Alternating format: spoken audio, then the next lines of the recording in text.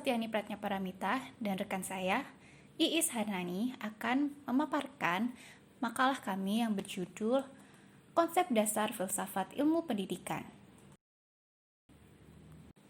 Dalam presentasi ini, kami akan membahas mengenai konsep dasar filsafat, pengertian filsafat ilmu dalam pendidikan. Membahas mengenai konsep dasar filsafat tentunya tidak lepas dari akarnya, yaitu Yunani. Secara etimologis, kata filsafat berasal dari bahasa Yunani philosophia, yang terdiri dari kata philos yang berarti cinta dan sophos yang berarti kebijaksanaan dan pengetahuan. Jadi secara harfiah, filsafat berarti cinta akan kebijaksanaan. Filsafat juga dapat dimaknai sebagai keinginan mendalam manusia untuk mencari kebenaran dalam proses mencapai kebijaksanaan. Cara berpikir filsafat yaitu antara lain dengan berpikir secara radikal, kritis, komprehensif, dan sistematis. Oleh karenanya, pendekatan terbaik pada filsafat yakni melalui pertanyaan-pertanyaan filosofis. Dalam memaknai filsafat, terdapat beragam pendapat dari para ahli. Yang pertama yaitu Plato. Ia adalah salah satu filsuf Yunani kuno. Plato memiliki pandangan bahwa realitas yang ada bersumber dari dunia ide. Dalam dunia tersebut, semua ide bersifat abadi, kekal, dan sempurna. Atau dengan kata lain, realitas tertinggi menurut Plato adalah sesuatu yang dipikirkan dengan akal. Plato juga adalah seorang filsuf pertama yang mendukung sekolah anak yang diorganisasi oleh negara, sebab menurut pemikirannya, pendidikan anak terlalu penting untuk diserahkan pada individu. Selanjutnya Aristoteles. Ia adalah salah satu murid Plato. Namun berlawanan dengan Plato yang memuja kesempurnaan dunia ide, Aristoteles menekankan empirisme untuk mendapatkan pengetahuan. Ia mengatakan bahwa realitas tertinggi adalah sesuatu yang dilihat dengan indera. Dia juga berpendapat bahwa filsafat menyelidiki sebab dan asas segala benda. Kemudian ada René Descartes. Ia adalah tokoh peletak dasar berpikir rasional dan dianggap sebagai bapak filsafat modern. Ia dikenal dengan ungkapan cogito ergo sum. Saya berpikir, maka saya ada. Berpikir yang dimaksud Descartes di sini yaitu meragukan segala sesuatu, atau dengan kata lain, berpikir secara skeptis. Descartes percaya bahwa untuk mendapatkan kesimpulan filosofis, semestinya beranjak dari hal sederhana menuju yang rumit, sehingga ada kemungkinan untuk menyusun suatu wawasan baru. Atau dengan kata lain, cara mendapatkan kebenaran mutlak adalah dengan berpikir secara jelas dan sistematis. Immanuel Kant mendefinisikan filsafat sebagai ilmu pokok dan pangkal segala pengetahuan yang mencakup di dalamnya 4 persoalan, yaitu metafisika, atau apa yang dapat kita ketahui, etika, apa yang boleh kita kerjakan, agama, atau sampai di manakah pengharapan kita, dan antropologi, atau apakah yang dinamakan manusia. Berdasarkan pendapat para ahli mengenai definisi filsafat tersebut, dapat disimpulkan bahwa filsafat merupakan sebuah cara berpikir dan sebuah pendekatan dalam suatu usaha untuk memahami dunia dengan makna dan nilai-nilainya. Secara umum, persoalan filsafat dapat diklasifikasikan dalam 3 jenis pendekatan, yakni ontologi atau metafisika, epistemologi, dan aksiologi. Penjelasannya sebagai berikut. Ontologi atau metafisika mengkaji persoalan keberadaan atau hakikat realita. Secara sederhana, ontologi menjawab pertanyaan, apakah realita itu? Persoalan-persoalan metafisis atau ontologis mencakup antara lain persoalan keberadaan atau eksistensi, persoalan kosmologis atau alam, dan persoalan antropologi atau persoalan manusia. Selanjutnya, epistemologi. Epistemologi membahas asal, sifat, metode, dan hakikat ilmu pengetahuan. Epistemologi adalah studi tentang hakikat, cakupan, aplikasi pengetahuan, serta prosedur untuk mencapai suatu pengetahuan. Pertanyaan yang diajukan dalam kerangka epistemologi contohnya adalah, bagaimana kita mengetahui kebenaran?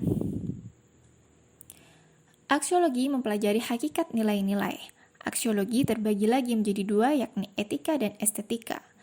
Etika mempelajari masalah moral dengan tolak ukur baik atau buruk, sementara estetika membahas permasalahan keindahan dengan tolak ukur indah atau jelek, ataupun menarik atau tidak menarik. Jadi secara ringkas, ketiga cabang tersebut bertujuan untuk mencari jawaban dari 3 pertanyaan. Apa yang nyata, apa yang benar, dan apa yang baik. Berdasarkan Ornstein dan Hunkins dalam Anshar, terdapat 4 filsafat umum yang memiliki pengaruh pada filsafat ilmu pendidikan. Yang pertama adalah idealisme. Idealisme merupakan salah satu aliran filsafat tertua dan tradisional gagasan Plato. Pendekatan aliran idealisme berpusat pada pendekatan rasional dengan spirit atau ide-ide diyakini sebagai realita akhir. Jika dikaitkan dengan ilmu pendidikan, maka pendidikan idealis menjunjung tinggi kebaikan dan kebenaran sebab kualitas ide ideal tersebut dipandang absolut, universal, dan tidak akan berubah sepanjang zaman. Yang kedua adalah realisme. Realisme dikembangkan oleh Aristoteles dengan mengutamakan pengetahuan dan nilai-nilai objektif. Realisme muncul sebagai reaksi terhadap idealisme. 3 konsep dasar realisme yaitu eksistensi dunia nyata tidak dibuat atau dikonstruksi manusia. Yang kedua, eksistensi nyata dapat diketahui melalui pikiran manusia. Dan yang ketiga adalah pengetahuan sebagai satu-satunya pedoman terhadap tingkah laku manusia. Hal tersebut berimplikasi pada konsep realisme yang lebih realistik dari idealisme. Pendidikan dalam konsep realisme bertujuan untuk membantu siswa menjadi seorang yang intelek utuh serta mampu beradaptasi dengan lingkungan fisik dan sosial mereka.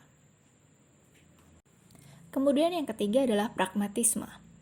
Pragmatisme atau juga disebut eksperimentalisme berdasar pada ide perubahan, proses, dan relativitas. Pragmatisme memandang realitas selalu berada dalam pemulihan atau perubahan. Adanya relativitas nilai-nilai sehingga diperlukan manusia seutuhnya yang berintelijensi kritis. Bukan manusia yang harus menyesuaikan diri dengan lingkungan seperti yang diinginkan kaum idealis dan realis. Pragmatisme melihat mata pelajaran dan materinya sebagai alat atau kendaraan untuk mencapai pengalaman belajar, bukan sebagai target pembelajaran. Jadi pembelajaran pragmatisme bukan berfokus pada transfer pengetahuan, namun pada fasilitasi kemampuan peserta didik mengembangkan pengetahuan dengan membekali kemampuan metode ilmiah untuk memecahkan masalah. Lalu yang keempat ada eksistensialisme. Filsafat ini muncul dari pemikiran pentingnya pengkajian introspeksi terhadap diri masing-masing untuk mencari makna eksistensi manusia. Pada proses pembelajaran, aliran ini lebih bersifat individu dengan pilihan sendiri dan tanggung jawab pada konsekuensinya merupakan aspek terpenting eksistensialisme. Berdasarkan uraian tersebut, dapat disimpulkan bahwa hakikat dari filsafat adalah proses pencarian kebenaran dan kebijaksanaan. Persoalan-persoalan filsafat dapat dilihat melalui 3 jenis pendekatan, yaitu ontologi, epistemologi, dan aksiologi. Ketiganya saling berkaitan dalam membentuk konsep berpikir. Berikut beberapa pengertian filsafat ilmu menurut beberapa ahli. Yang pertama, menurut Dewey dalam Budi Wibowo, menyatakan bahwa filsafat itu adalah teori umum dari pendidikan dan landasan dari semua pemikiran mengenai pendidikan. Lebih dari itu, filsafat mengajukan pertanyaan-pertanyaan dan menyelidiki faktor-faktor realita dan pengalaman yang banyak terdapat dalam lapangan pendidikan. Selanjutnya, menurut Anwar, bahwa filsafat dalam arti pertama adalah jalan yang ditempuh untuk memecahkan masalah, sedangkan pada pengertian kedua merupakan kesimpulan yang diperoleh dari hasil pemecahan atau pembahasan masalah tersebut. Dari beberapa pandangan ahli tersebut, dapat disimpulkan bahwa filsafat ilmu adalah salah satu bagian dari filsafat yang mempelajari dasar-dasar, asumsi, dan implikasi dari ilmu, serta mempelajari dan menyelidiki seluas mungkin segala sesuatu tentang ilmu. Selanjutnya itu tentang filsafat dalam ilmu pendidikan. Menurut Anshar, dalam buku kurikulum, Hakikat, Fondasi Desain dan Pengembangan Filsafat Pendidikan, bahwa filsafat pendidikan dapat dilihat dari 4 aliran. Yang pertama adalah perennialism, kemudian essentialism, progressivism, dan rekonstruksionism. Aliran yang pertama yaitu perennialisme. Berakar pada filsafat realisme, fokus pembelajaran pada kurikulum tetap, mata pelajaran klasik, analisis teratur. Tujuan dari aliran ini yaitu untuk membentuk siswa menjadi orang yang rasional. Aliran yang kedua yaitu esensialisme. Berakar pada filsafat realisme dan idealisme, ciri-ciri fokus pembelajaran pada keterampilan pokok dan mata pelajaran esensial. Tujuan dari filsafat ini adalah untuk membentuk siswa intelektual agar siswa menjadi orang yang kompeten. Aliran yang ketiga yaitu progresivisme. Berakar pada filsafat pragmatisme, fokus pembelajaran pada pengembangan bakat dan minat siswa, serta pembelajaran interdisipliner berfokus pada pengalaman belajar. Tujuan dari aliran ini adalah untuk peningkatan kehidupan sosial demokratis. Aliran yang keempat yaitu rekonstruksionisme. Berakar pada filsafat pragmatisme, fokus pembelajaran pada penguasaan ilmu-ilmu sosial dan metode riset. Tujuan dari aliran ini adalah untuk pengembangan pengetahuan dan keterampilan siswa agar nantinya mampu memecahkan masalah sosial. Dari penjelasan di atas dapat ditarik kesimpulan bahwa filsafat ilmu dalam pendidikan sangatlah penting, karena konsep dasar dari ilmu filsafat sendiri merupakan pencarian kebenaran dan kebijakan. Hal ini dapat dijadikan acuan dalam pendidikan untuk menetapkan tujuan dari pendidikan melalui telaah filsafat. Persoalan filsafat dapat dilihat dari 3 jenis pendekatan, yaitu ontologi atau metafisika, yang mengkaji persoalan keberadaan atau hakikat realita. Kemudian epistemologi membahas tentang asal, sifat, metode, dan hakikat ilmu pengetahuan. Dan yang terakhir yaitu aksiologi mempelajari hakikat nilai-nilai. Filsafat dalam pendidikan sendiri memiliki 4 aliran, yaitu perennialisme, esensialisme, progresivisme, dan rekonstruksionisme. Dalam penerapannya di dunia pendidikan, menyesuaikan pada tujuan pembelajaran dan fokus pembelajaran yang diterapkan oleh setiap lembaga pendidikan.